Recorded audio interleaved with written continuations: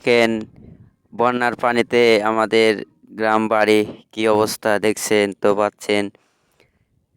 কৃষি ভাইয়ের তিল, ভুট্টা, পাট অনেক কিছুই তলিয়ে যাচ্ছে। তারা কাটতে পারছে না। দেখেন অনেক পানি, এইগুলার এখন ব্যবস্থা কি হবে?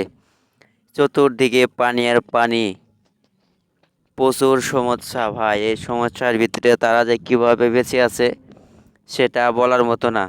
দেখতে তো পাচ্ছেন কৃষি ভাইয়ের ক্ষেতের ফসল নষ্ট হয়ে যাচ্ছে, কাটার কোনো উপায় নাই। দেখছেন তো ভাইয়া, এখন দেখেন কি অবস্থা কৃষি ভাইয়ের জমি।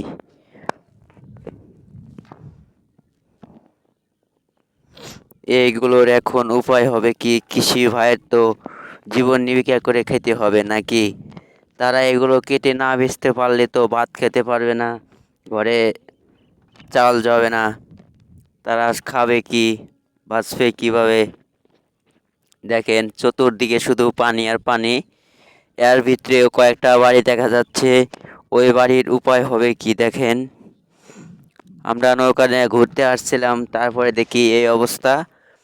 দেখেন ওই যে একটা বাড়ি দেখা যায়, ওই বাড়ির চতুর সাইডে পানি। তাদের কি অবস্থা হবে? এ বন্যার ভিতরে কোনো জায়গায় যেতে পারবে না, কোনো কিছু খাইতে পারবে না, ঘরের পানি, খাটের উপরে শুধু বৈশা থাকছে। তাছাড়া একের কোনো উপায় নাই, বিশুদ্ধ পানি খাওয়া যায় না।